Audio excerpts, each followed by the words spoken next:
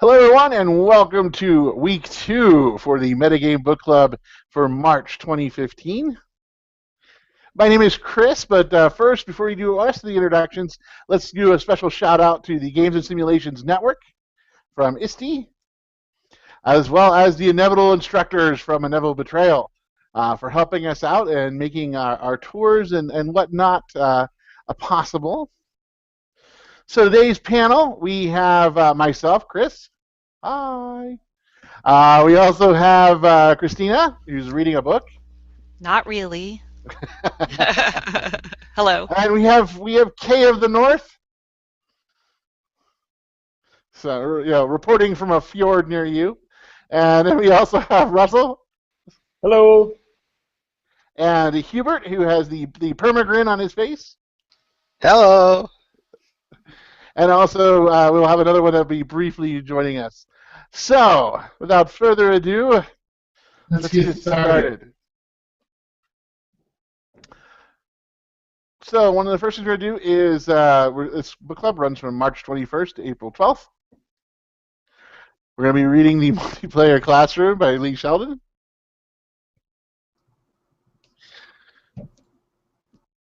And so for this week, you're going to be looking at levels 7 through 10 and pages 93 through 184.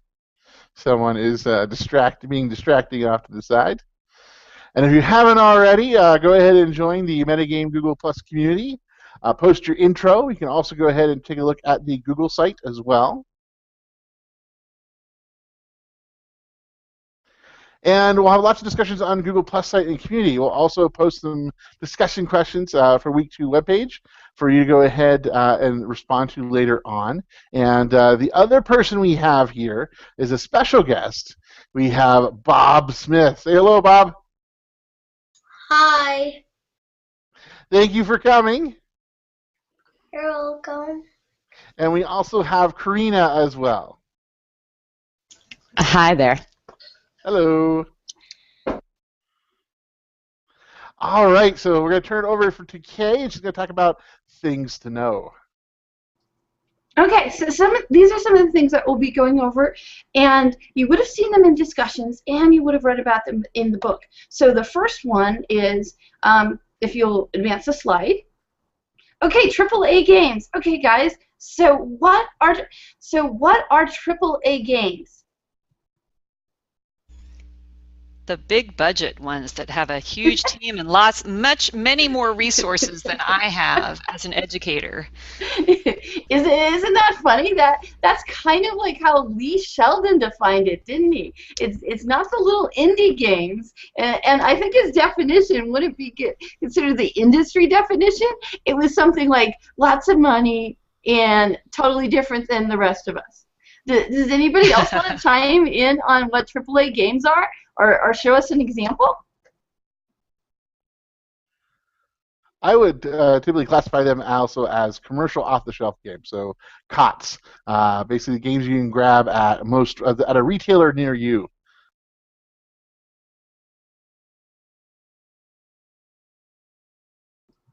Okay, so now our next phrase that we got out of there, and Lee Sheldon did have this in here, and I would have to say, how many people went ahead and took this player test? I did. I did. Okay, so feel free to screen share or tell us about results that you guys had. Sure. So there's 4 categories: the achiever, explorer, socializer, and killer. I'm glad to say I'm not a killer. And so my results came out, and with these types of scales, it's not all or nothing. So I was mostly an achiever, and least like a killer. But I had quite a bit of my profile as an explorer and a socializer. Anybody else want to talk about theirs?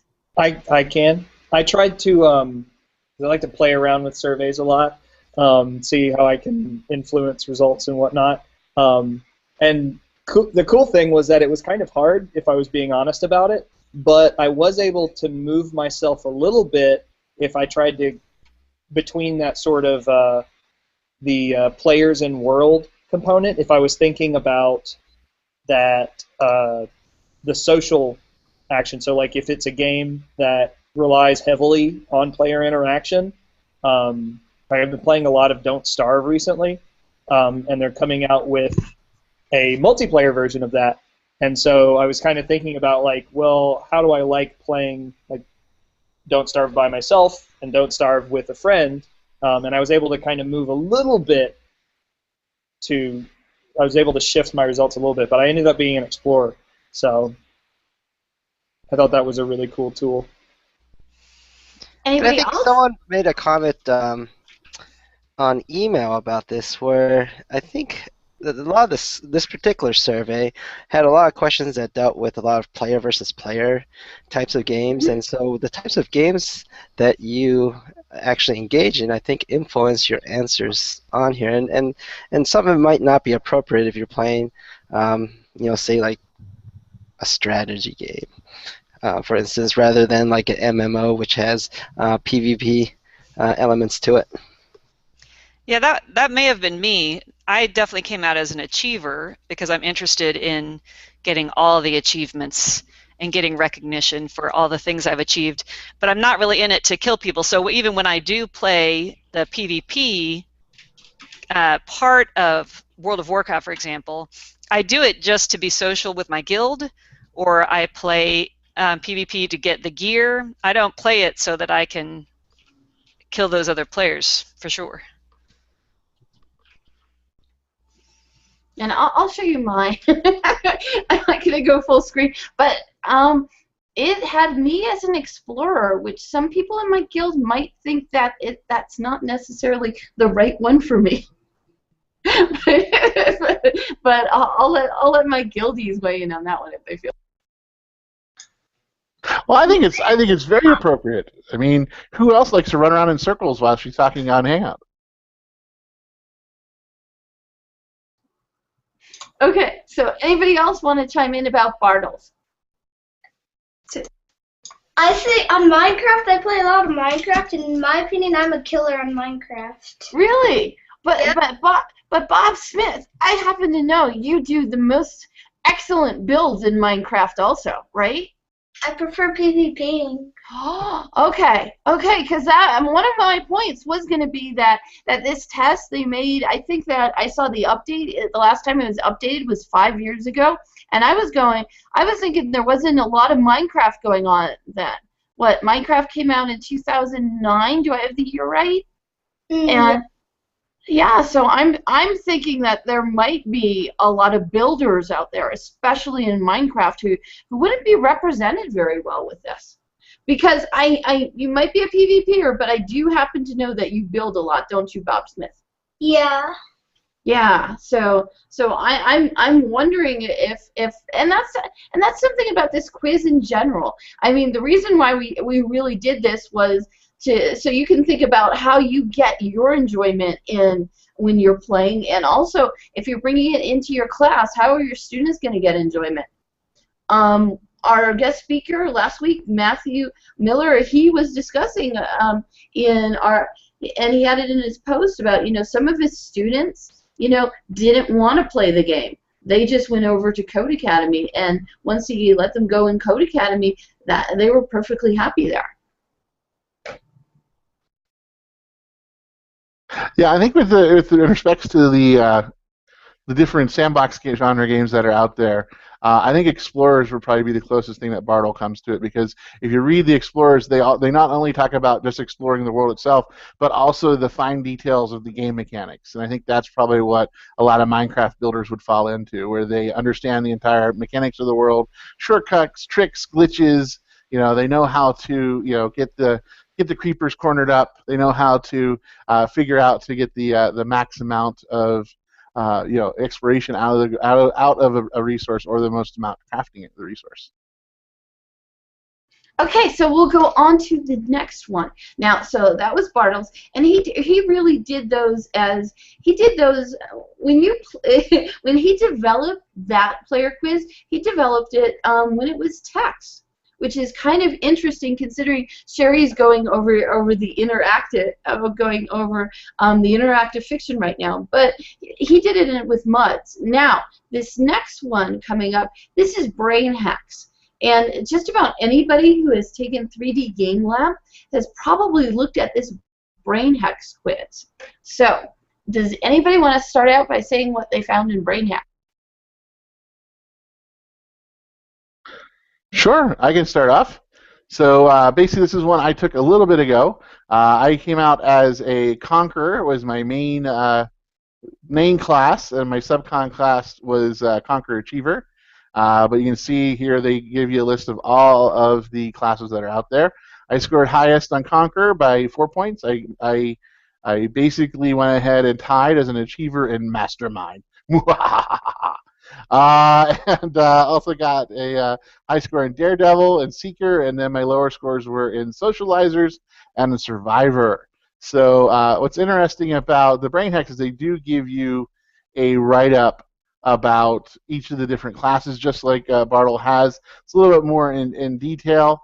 For me, definitely I play a tank a lot, so the conquering aspect I think is pretty close to what I'm looking at. Whenever I look at the secondary characteristics, yeah, I would say you're probably about the same. I think I'm probably a bit more mastermind I guess, if that's a word, than I am an achiever, because I like actually solving and devising strategies more so than I like getting a badge or going ahead and getting points from that. So, but I do, honestly collect quite a bit too. I'm a little bit of a pack rat. I think a lot of people are in game. So I think that for me it's pretty accurate. I think those are probably the top three I have. When it comes to the Daredevil, that's kind of fun, but as a tank, I really can't just run around all gung-ho, otherwise my group would probably wipe a lot more. But it is fun to charge in. So, anybody else like to share? Cam, I see you have a screenshot up. So, oops, and then I went back accidentally.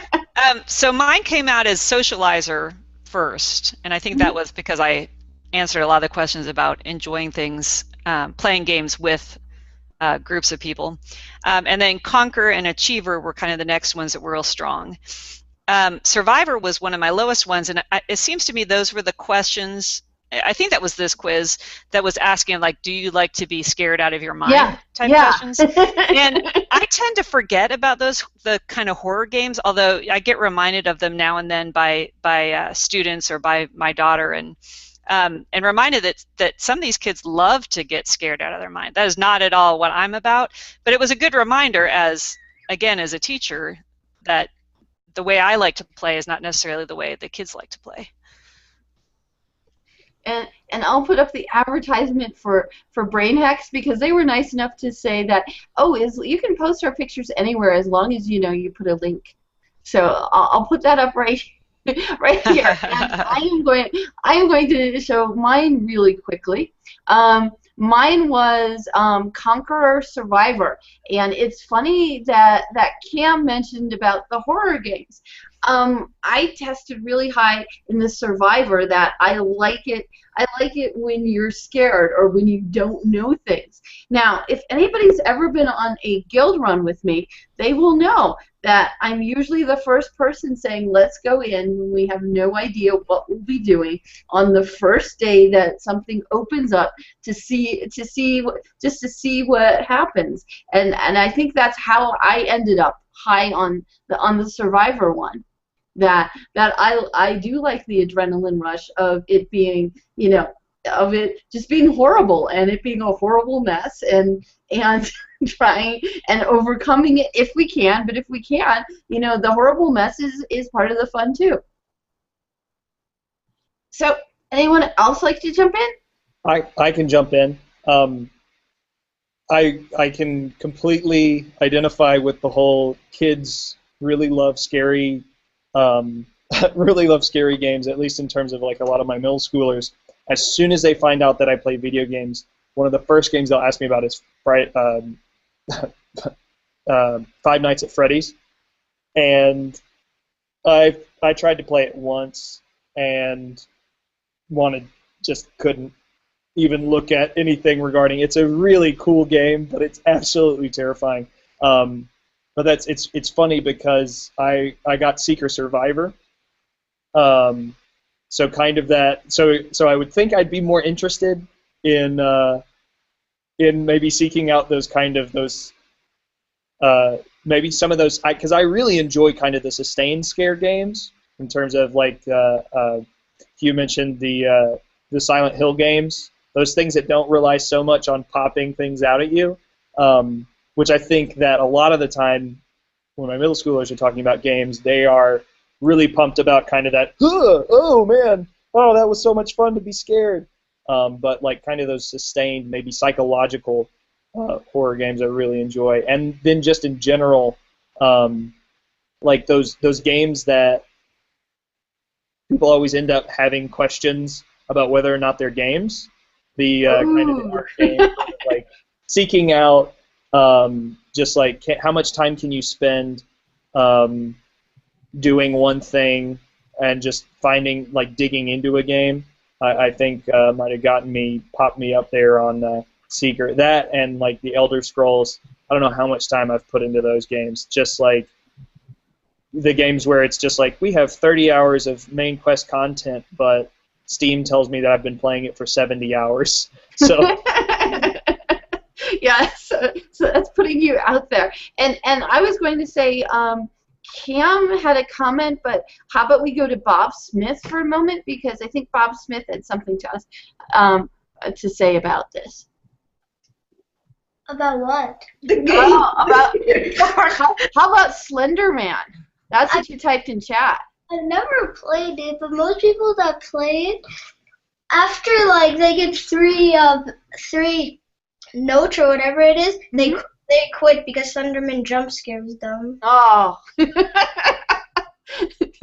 I know, but the being scared is part of it, and I mean the mystery and not knowing. I mean, it's different than a puzzle. A puzzle you still feel safe, but you know, some of these others you can get the adrenaline pumping a little bit. And Cam, you had something to say about the horror games also? I get my daughter likes them, but I think she watches other people play them on the YouTube Let's Play type video channels, and it's interesting to me. I don't know if that's just a matter of like I won't buy them for her in some cases, but or if it's just like it's just one layer of safety in watching someone else play it instead of playing it herself. I can vouch for that, even though I do watch a lot of Let's Plays because I don't want to spend so much money on games or time. I definitely watch people play scary games on Let's Plays just so I can kind of add that nice barrier between them. And half the time people who are doing the Let's Plays will say like, okay, there's something scary. I know there's something scary coming up. And so you kind of feel like, well, when you're playing by yourself, it's a totally different story. It's just not as much fun. And I'll say something. There is something about that. Well, think about how many sports you're willing to go and sit in the stands and be with everybody else, you know, just watching the experience. And the thing about it is, it's actually it's mirror neurons. If you know what being scared's like, you can get a little jolt with mirror neurons on the fact that because. Okay, so has anybody ever watched a boxing match and go, ooh, after somebody got hit, or watch somebody, you know, just on bloopers just slam into something and you kind of cringe too? Well, it's the mirror neurons that are doing that. So that can totally come over in any kind of Let's Play video, which is really cool and is why some people might like the Survivor portion. Oh, and yes, and Chris is saying PewDiePie, who makes quite a bit of money by doing Let's Play, and Sherry Jones will tell you when she is talking about horror games that she watches a lot of Let's Play because she doesn't want to play them herself. So. Anybody else got anything on the brain hex, or can we move on to the next one?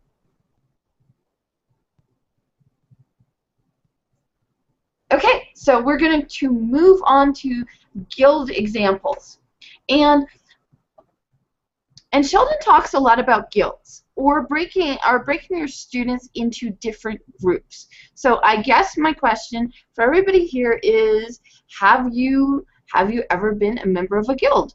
And what was it like? That's the first part. The second part is, have you ever put your students in a guild? I'll start just because my experience is from far past. I've not been in the guild for a while, but I can remember in high school I was part of a guild called the Collective of the Four Elements for Diablo 2. And one thing that really popped out to me, especially reading these chapters, is that separation thing, is that, and reflecting on that experience, was that it did a really good job of scaffolding new players. And that was one of my favorite experiences with it, was that you become a new player and you're given a rank and you're given a designation and all sorts of different things, but then it pairs you off into these groups.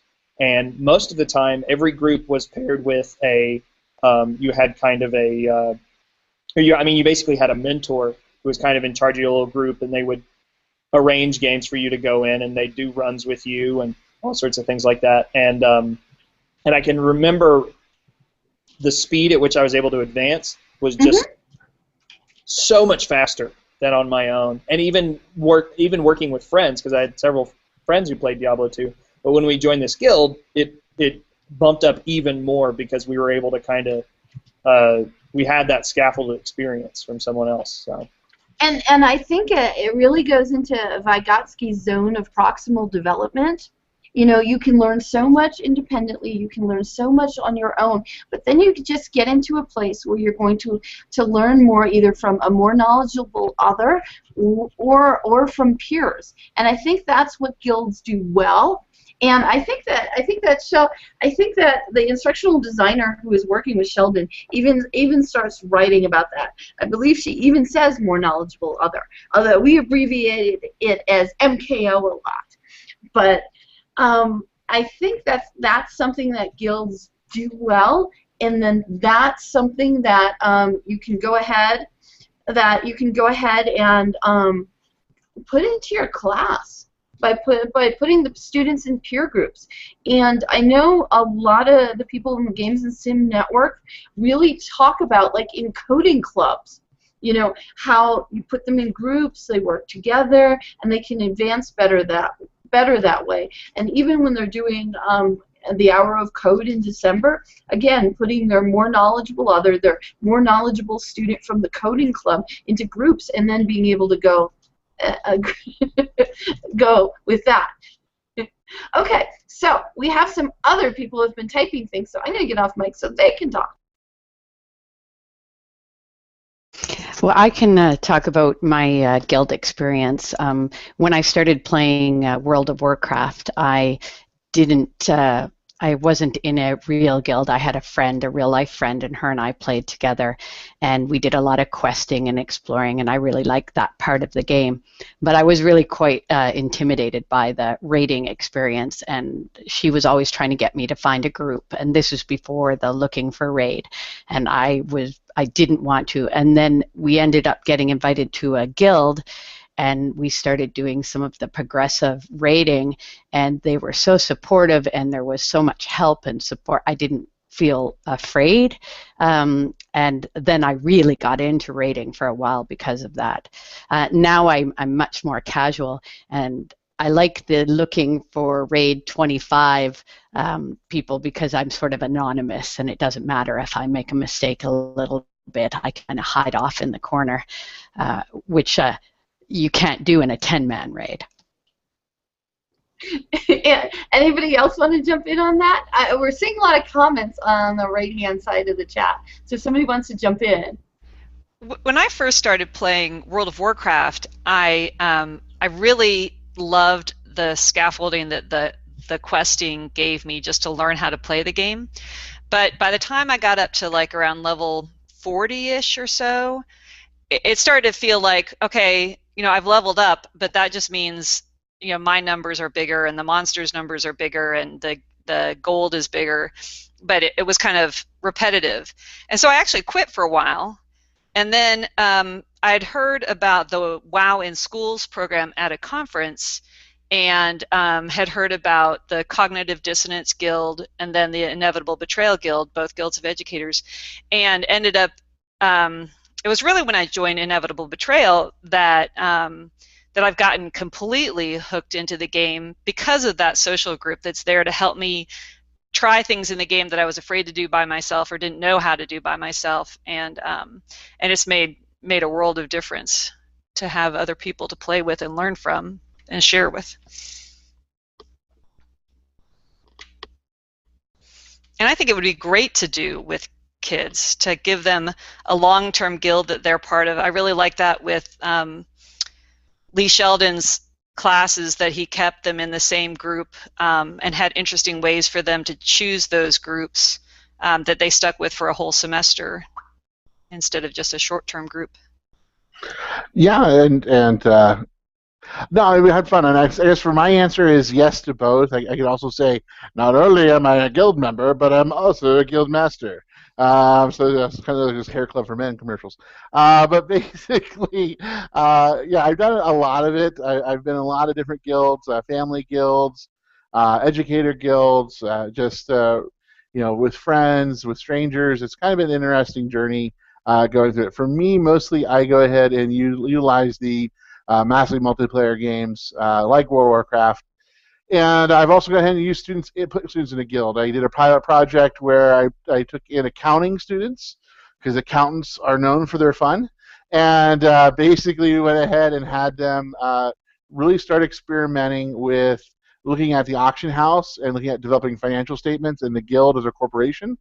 And we also brought in some intro to business students, and they used the World of Warcraft as a basically an entrepreneurial simulator, where basically they chose a crafting profession, and then they went out and tried to sell their wares over the course of 4 weeks. And so that was an interesting experience for them to go ahead and do that.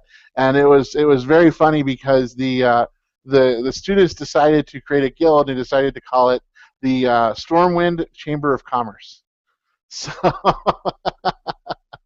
so yeah, it was kind of fun with that. But and I did that for a few semesters as part of the pilot project, and so I've used it both. It's kind of interesting to see the different how people feel, and I will say that with my student groups, what was interesting is a lot of my student groups did get into the paying it forward. So what I mean by that is whenever they made gold and they made profit when they're done, they would go ahead and dump everything they have into the guild bank, so that way the next group of players coming in, we could use that guild gold as seed money for their businesses to help them get their businesses off the ground, and they could continue on. And so that was actually a very fun experiment that we had there. And Karina's been typing for us a little bit about teams, so let's see if she'll come on mic to talk about teams, and then I'll say what I've done in the past about teams. I typically put my students into teams tables, and they sit at them, and they sit there for the entire course time, and they work with those groups. And we do a lot of daily team challenges, because their participation mark is based on gathering points and earning, and we call them Euro points because I teach French, so they pay for their participation grade. And they like it. They like when they can earn as a team, and then they collaborate, and that's the part I really like about it, is that they're working together. And so I said right now I'm working on doing an assessment, a formative or a summative assessment that will be team based, so that they can work together. I liked that, and when I was rereading the multiplayer classroom, and he reminded me of having those guild quizzes or tests, the boss raids or the boss fights, and working together, because they feel like they're getting away with something, when really when they're collaborating, they're sharing and they're learning, and you're going, okay, yes, you're getting away with much here, and whatever works to get them learning and thinking and moving into that critical analysis. I like that. Very cool. Now, we have a couple guild examples that we'll show, and if anybody's had anything to do with these, go ahead and let us know. So now this first guild example is going to, and if you'll advance the slide, massively at Joycadia. Now, the cool thing about it is Jo K has given us tours before, and her students have come out and they have shown us what they're doing over at Massively. And the great thing about this is if you go ahead and go onto their website, you will see that over the years she really has been developing a really good guild charter. And I should say she's facilitating it because it's the kids who are actually developing it. So they have different roles, and they have different roles that they can earn, and there is a lot of discussion among the guildies about things like griefing and what are you allowed to do and what are you not allowed to do. And it's the kids themselves that are coming up with the whole charter for this.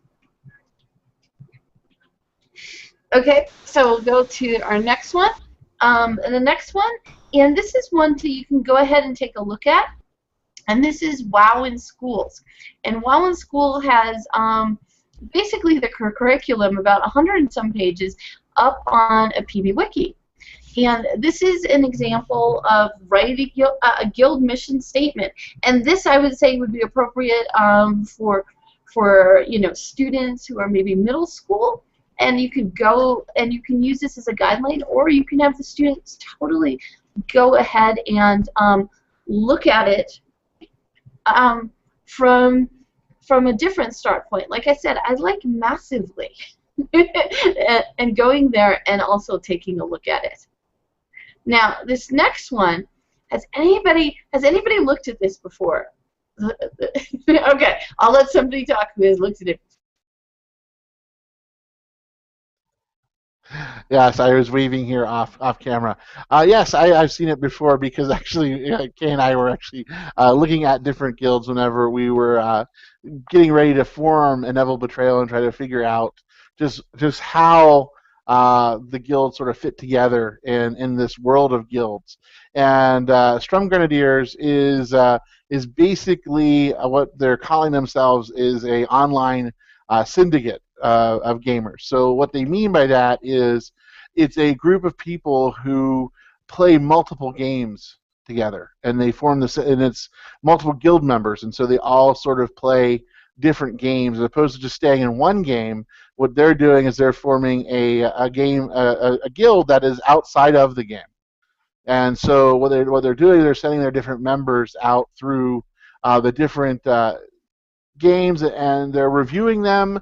They're gathering more players to run around with, and it really gives them a wide range of gaming expertise as far as what they're focusing on and how are they perceiving the game. And some of these very, very large syndicated gaming guilds, they are actually approached by the indie gamers, by AAA gamers to go out and beta test, because they do see these guys as sort of thought leaders when it comes to the gaming communities, because these are people who are dedicated to mastering multiple games. And so, I mean, when you look at their website, you can see they have their, what's interesting is their banner. They have Final Fantasy, they have Star Citizen, there is EVE Online in there as well. So they've been through quite a lot of games, and they go ahead and they've been creating these little outpost guilds in these various games for all their members to go out, play, and give feedback on, and and celebrate their successes and challenges. So they do a really good job of keeping everybody up to date on what they're doing. So you can see here's a World of Warcraft Alliance post. So they downed the Imperator a little bit ago. So it was the 16th of January. And so you can see they've had a couple different pieces here. And you can see they typically will play both sides, both factions. So they play different sides of it.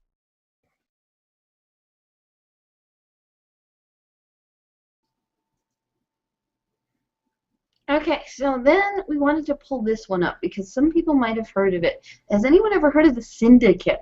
They even made a movie about this guild. The guild wrote a book. They've done so many things, and I'll turn the mic over to Chris because I think he's going to navigate us through it. Sure. The syndicate is a syndicated guild. It kind of sounds kind of fun, and they're definitely one of the more popular guilds, the more famous guilds that have been out there, and they are doing a lot of different things, just like Strum Grenadiers are doing.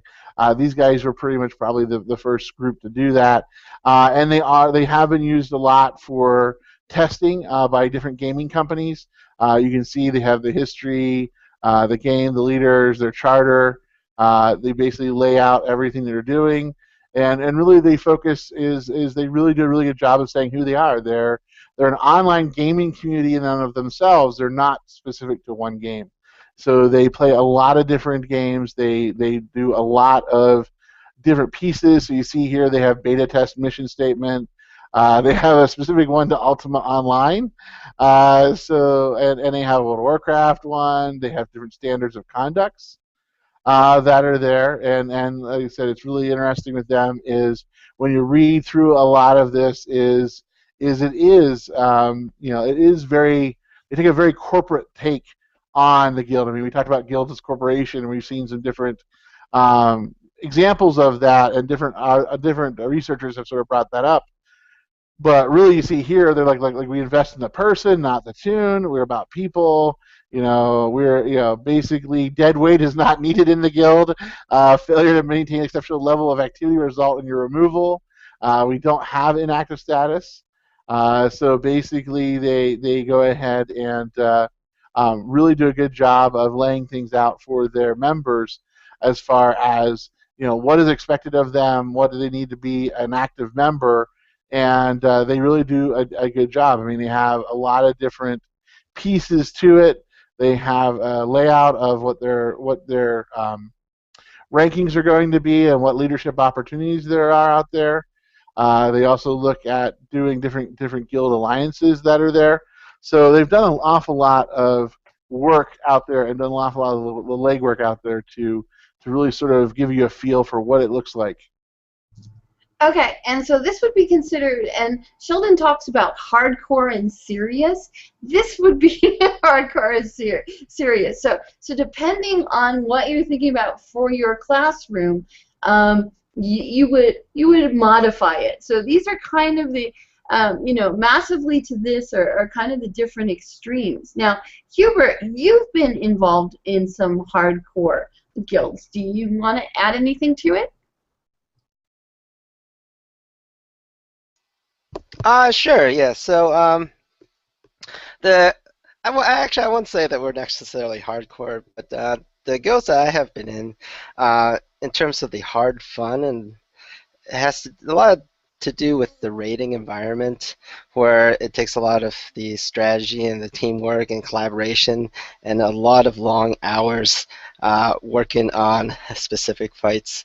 And these types of guilds do a lot of work, both in the game and then out of the game, looking up strategies, looking up, we've talked in the past about looking at raid logs, Ask Mr. Robot, to try to improve their performance, and then also looking on the forums and talking to their peers about how to improve. But I've also been part of social guilds as well, where a lot of it was getting together and, like Christina was talking about how raids, and Russell was saying the raids seem to be really intimidating, and yes, they are. And so a lot of these social guilds who are also can be hardcore as well, where they help you out in getting better, so that everyone can raid with them. And if I can come in, okay,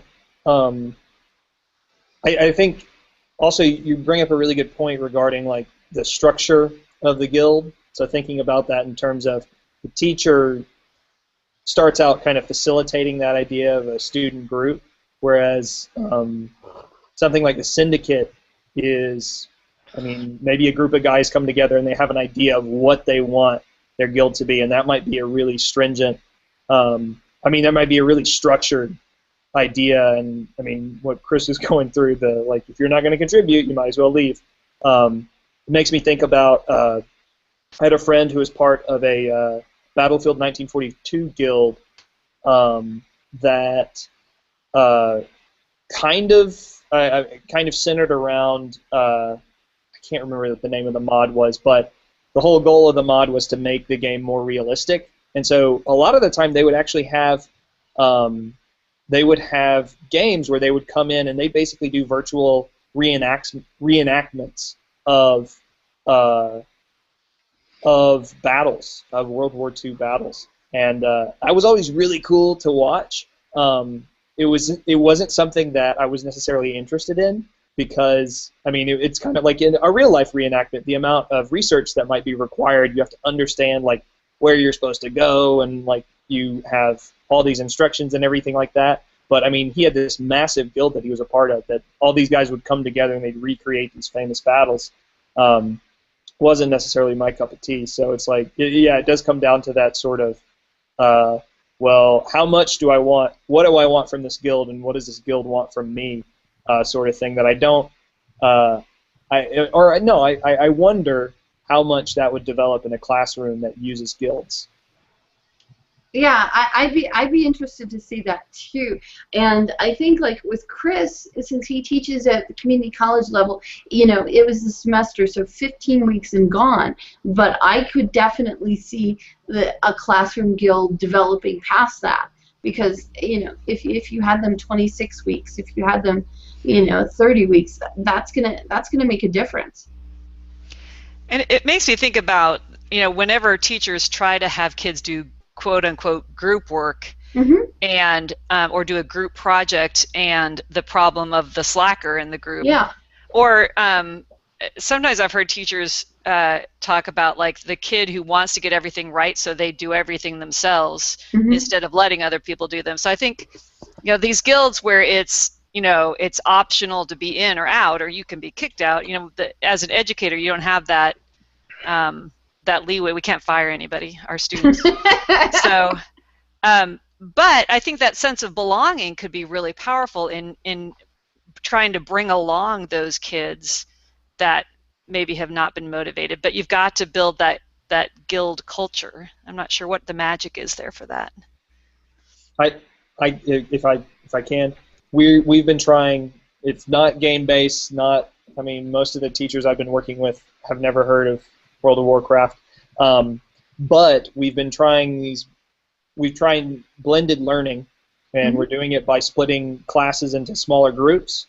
And one thing that we found to great benefit that I think relates to these chapters is that just basic group. So there's this group identification that a lot of our students are starting to attach themselves to. So I'm a triangle, I'm a square, I'm a circle, and they talk to each other about it. And then with some of our more difficult students, we have, I mean, kind of thinking about the placement that Sheldon had regarding different roles, so kind of the mage, the healer, and how they fit into the game design process. We've been able to give students, I mean, in the same way that you have a line leader or something like that, we have roles related to the learning process, and not just hand out sheets of paper. It's more like, okay, now who's going to facilitate discussion? And then these are third graders that we're working with, and we're using words like facilitate discussion. Nice. And the most amazing thing is, especially maybe our slackers, those not, well, most of the time they're not slackers, they're just the ones that act out a lot of the time. They get super engaged, and they start to listen so much to their peers, when before they were the ones who always had something to say. Like, they become a facilitator, and they take it seriously. They say, oh yeah, that's always what I've done with in the classroom. You know, when I've been warned, oh wait, you're going to get this student, and this student's going to try and sharpshoot you, and this student's going to try and question everything you say. And I always made them my assistants. they got to sit right next to me. They got to set things up. They, it really worked out. It really worked out nicely that way. And Okay, so we've looked at the real hardcore one, the one that will say that you can go ahead and you can jump all around. If you'll move the slide, please. It is the one that a lot of the people in the club are at. So here's the website. So if you want to climb around it, whether we're giving you a realistic expectation or not so realistic expectation, you can go ahead and ask us. The weird thing that we might do that other guilds may or may not do is we do states of the guild. So it's usually every month or every other month we will do a Google Hangout, something like this, and go over people's achievements and where we're going and stuff like that. And the only reason I'm bringing your attention to it is if you're at all curious, you can probably see our progression as a guild based on what's up there. So anybody who wants to chime in on that, feel free.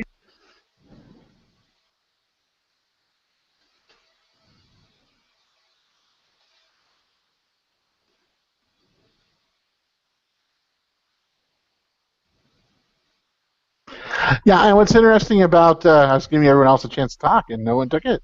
Basically, what I like about the group is that it really is a group of collaborators, and that's really sort of the basis of Inevitable Trail. Is it's a lot of educators and non-educators that are collaborating on a wide variety of different projects. So it's much like what you saw from the Syndicate and Strum Grenadiers. Is there's a lot that occurs in the guild that happens outside of game. So a lot of us will go to the same conferences together. A lot of us will talk about the different projects and different collaborative exercises. We do a lot of professional development in the guild as well. On our YouTube channel, we do an awful lot of hangouts. For those of you that are familiar with the Inevitable Instructors, you can see we have quite the body of work that's out there. So there's a lot of different things that we do that's beyond just playing a particular game. Okay, so our next term, and this is from Seymour Papert, is fun or hard fun. Does anybody have some examples that they can give us of hard fun?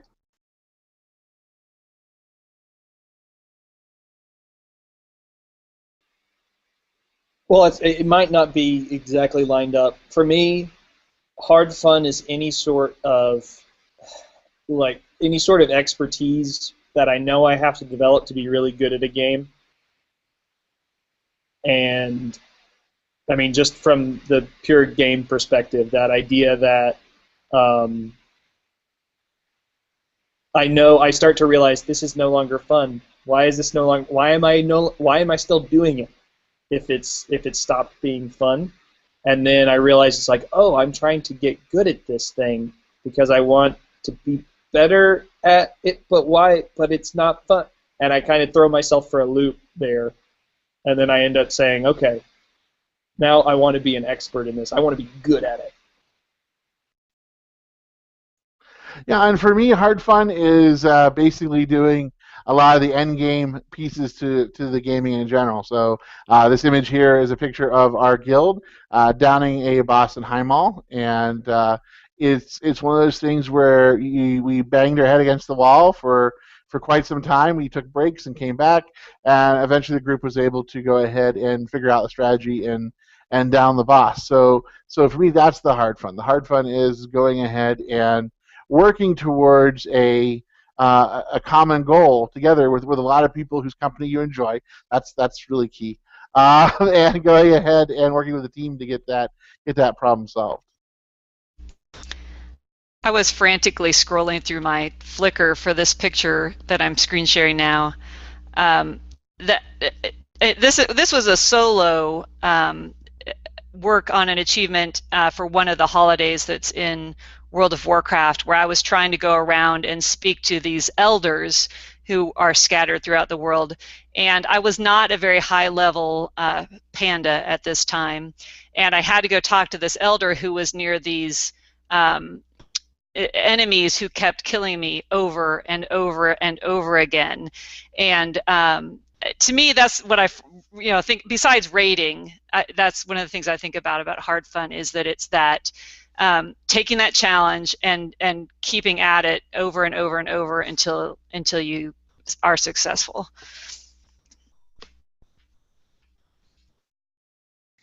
We haven't heard from BobSmith in a while. BobSmith, would you mind telling us what you think hard fun is in a game? Well, in Minecraft, in my opinion, hard fun is like when you're trying to achieve building like an enormous medieval town, and at the same time you know you can build it, but like when you try building it, one thing goes wrong, which means you have to restart it and keep doing it over and over until it works. Anybody else have an experience like that when it comes to hard fun? I just want to second Bob Smith regarding Minecraft and hard fun, because more than once I have stretched a bit too far and tried to make some sort of lava lamp out of actual lava and then burned down the wooden house that I built, or wooden castle. Okay. So if no one has anything else, we'll go on to our next word, which is flow. And that's Csikszentmihalyi's flow. Now, flow, and I'm going to end up giving an example, and I'll ask other people to give examples. So the example I'll give is if you are in the drama club and you're actually on stage and you're doing the play and you're moving on stage and you're saying your lines, and suddenly you don't have to think about it anymore.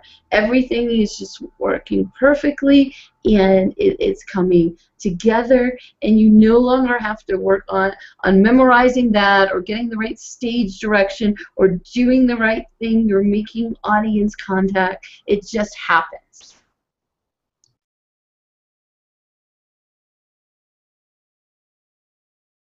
I agree, and flow comes anywhere. I mean, I can remember, flow happens in the classroom whenever I was teaching. There's always that period where it becomes second nature. You don't really have to think. You're just going ahead and you're just basically in the moment. In athletics, you call it being in the zone. The idea is that the basketball hoop isn't this little tiny hole, the hole 10 feet off the ground. It's this great big huge swimming pool that you're throwing a ball into. So what's interesting with it, same thing happens in games where you're basically not even thinking about stuff. You're not doing a lot of it, and that's one of the things that I've noticed with a lot of new gamers is when they first come into an environment, or they come in the first time they come into raiding as well. There's that period where they have to relearn how to play. I mean, one of the things I like to say about a lot of the games is leveling yourself up to max level. That's basically like your bachelor's degree. That's where basically you go, okay, I got this. I've now got to 100. That's my little certificate that proves that I have gone ahead and I've specialized in whatever type of play style that you're focused on. But then once you get into the end game, and why I find it so interesting is the end game is really where you apply a lot of what you're supposed to have learned, leveling yourself up from whatever level to whatever level. And that what you see a lot with a lot of first-time raiders is they spend a lot of time just watching all of the flashes and graphics and things like that, as opposed to looking at the mechanics, because they're trying to analyze everything that's being thrown at them, as opposed to just going ahead and finding, okay, my role is blank. This is my job for this fight, so I'm just going to focus on this little piece and trust that the rest of the group is going to be well. What I find a lot is you get a lot of that paralysis by analysis, where they go ahead and spend so much time thinking about something that by the time they actually act on it, it's either too late or it's dead, or they're dead. So what's interesting with flow in games is that as the more you expose yourself to that, the faster that comprehension is going to flow, and the faster you're going to be able to spend more time looking at the key points as opposed to just sort of trying to figure out, where do I stand and how do I not stand in fire, or not stand in bad is the popular saying. Yeah, so I think that's a really good point. So what I was going to bring up was that when you have that flow, whether it's in the classroom or in a game, you have that situational awareness where you're able to filter out what's not important and focus on the stuff that is. And one of the biggest aspects of those games that really helps, especially when you get to, say, those end game contents or some of those really challenging pieces in the games where it takes a lot of expertise and mastery, is that you get to a point where there's like muscle memory, or you have this intimate knowledge of the mechanics, or you have a better understanding of what is coming. You anticipate what is going to come up next, and I think that's once you get to that point, you have that flow.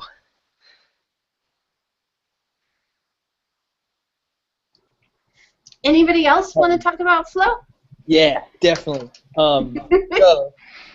I always ran into flow originally in grad school, discussing writing and affective states, and the idea that you can look at flow as kind of so what Hugh was just talking about, kind of like being in the zone where things just seem to start fitting. You're not struggling with something, or and so one of the coolest things I always found, at least with a lot of the affective research that was being done with it, is that flow is this thing that basically that happens, or at least the reason why games are being leveraged so much regarding flow is because you can use a game to ramp up the challenge of something, but at the same time consider the skill of a player.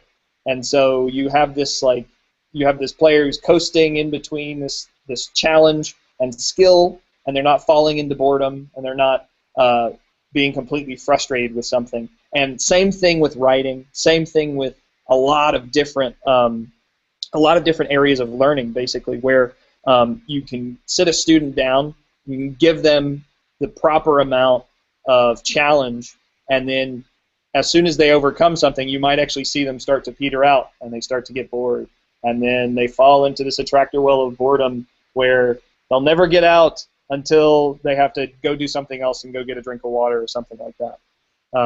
So I love, the idea of flow, especially going beyond just games, but thinking about adaptive systems. So like us as teachers, we're adaptive systems. So seeing a student who's obviously just zoned out in class and then saying like, okay, is the question, are you too challenged? Like, are you actually so challenged that you're getting frustrated so you're zoning out? Or are you not challenged enough? Are you just kind of, okay, I'm done, I'm going to check out now? And I love that idea of an active kind of monitoring system, like something like a game or like any sort of like adaptive tutor that can kind of monitor somehow. I mean, there are a lot of different ways to do it, but monitor flow as a student or player, I guess, is interacting with the system. Anybody else have any more comments on flow? Because then we'll go to our next word, which is Fiero. And I have a feeling Chris has something ready for it. Oh, yes, I do. So here you see a lot of interesting GIFs here for you. Basically, Fiero is the fist pump. It's the aha moment. It's the yeah. It's the part where you've been raiding and, like, hypothetically at 2 a.m. in the morning, you finally down the boss, and then you shout really loudly, and then your neighbors complain about you to your landlord. Yes, that is the Fiero moment, where basically you're really excited about what you do and getting that. So it's one of those things where you're looking at it and having that success, and then you celebrate it after, of course, making sure you accomplish the hard fun.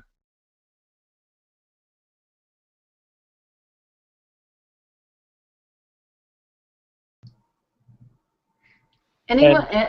Anyone else want to jump in? Just to, so I can just keep talking about affect, because I love affect so much. I always think of eureka moments, defined in a lot of affective research, thinking about not so much the idea that, oh, this just came out of nothing, but a eureka moment where you've been staring at two things for such a long time or you've been working on something for such a long time, and they come together and they synthesize, and that eureka moment pops out, and you know that it started to work. They're not quite synonyms, because the Fiero has that much more just like that follow through. I think the follow through of I've met this feeling, and now I'm gonna go through it. But yeah, that the Fiero, the follow through, I think is really important. So anyone else want to give a Fiero moment that they had in game? BobSmith, do you have some Fiero moments you could share with us?